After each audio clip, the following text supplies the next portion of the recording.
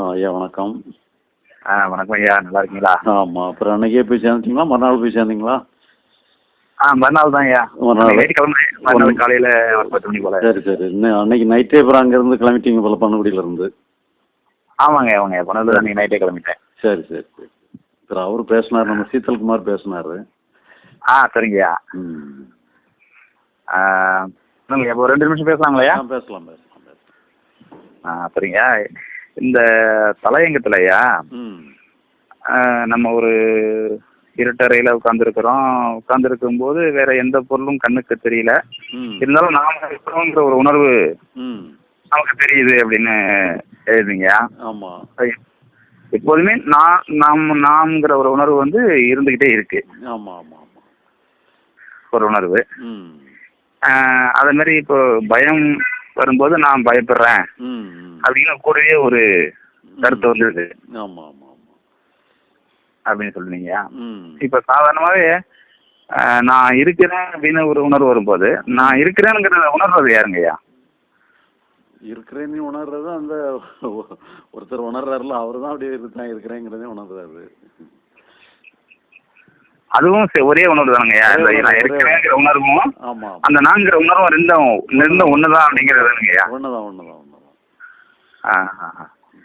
ஏன்னா இப்ப சாதாரணமாவே நான் இந்த உணர்வு இருந்துக்கிட்டு நம்ம அதனால உணர முடியுது, சரி நாம ஒண்ணு இருக்கோன்ட்டு.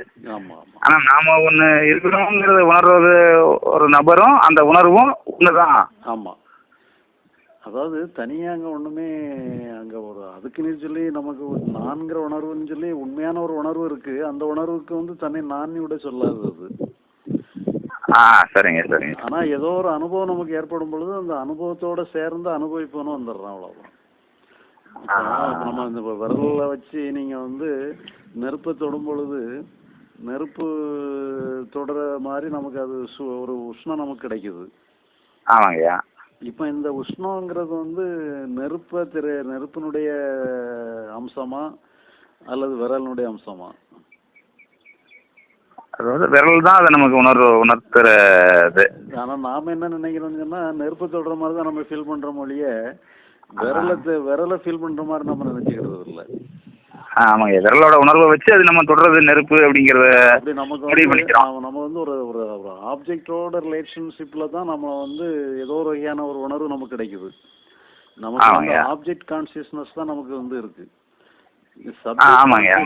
ஒண்ணும் கிடையாது, சப்ஜெக்ட்கிட்டே ஒண்ணுமே கிடையாது. அது கிடையாது. இருந்தாலும் கூட அது ஒரு சப்ஜெக்டே அங்க கிரியேட் பண்ணிக்கிடுது. நான் வந்து நெருப்பை தொடுறேங்கிற ஒரு உணர்வையும் நம்ம கிரியேட் பண்ணிக்கிடுறோம். கிரியேட் பண்ணிக்கிறது தானா ஆயிடுதுங்க. ஆமா ஆமா ஆமா. அதனால அங்கே வந்து உண்மையிலே அப்படி ஒன்றும் கிடையாது. இருந்தாலும் நமக்கு வந்து அப்படி ஒரு தோற்றம் நமக்கு ஏற்பட்டுருது. நான் ஒன்று இருக்கிற மாதிரியும் எனக்கு சில ஏற்படுற மாதிரி ஒரு தோற்றம் ஏற்பட்டுருது. சரிங்க சரிங்க. அதாவது நான் இருக்கிறேங்கிறது ஒரு ஃபால்ஸான ஒரு விஷயம். நான் இருக்கிறேன், நான் உணர்றேன்.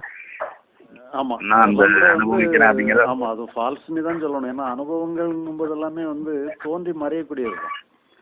அதனால எந்த அனுபவமா இருந்தாலும் அது வந்து பெர்மனன்ட்னு கிடையாது. நான் இருக்கிறேன்னாலும் கூட ஒரு பெர்மனண்டான அனுபவம் கிடையாது. அது தோன்றி மறையக்கூடியது. இப்ப அந்த நானுங்க இருக்கிறேங்கிற உணர்வு வந்து நீ நல்ல தூக்கத்துல கிடையாதுல்ல. பெர்மனண்டா இருக்குன்னு தூக்கத்துல இருக்கணும்ல. கனவு இல்லாம தூங்குனீங்கன்னு சொன்னா அந்த நான்கிற உணர்வு இல்லாம போயிடும். இல்லாம போயிடும். ஆமா, நைட்ல நம்ம இருக்கிறவங்க நம்ம உணர்வு அந்த கண்டினியூட்டி கிடையாது. ஆமா ஆமா ஆமா. இரவுல கண்டினியூட்டி கிடையாது. விழித்த பிறகு அந்த கண்டினியூ ஸ்டார்ட் ஆயிடுது. ஏதோ ஒரு அனுபவம் வந்துகிட்டு இருக்கு. அந்த அனுபவம் இருக்க அது ஒரு அனுபவிப்போங்கிற மாதிரி ஒரு உணர்வு இருந்துட்டே இருக்கும். நம்ம அனுபவத்துக்கு அப்பால் ஒரு அனுபவிப்போன்னுட்டு ஒருத்தர் இருக்கிற மாதிரி நமக்கு ஒரு தோற்றத்தை கிரியேட் பண்ணிட்டே இருக்கு, அவ்வளவுதான். ஆமாங்க.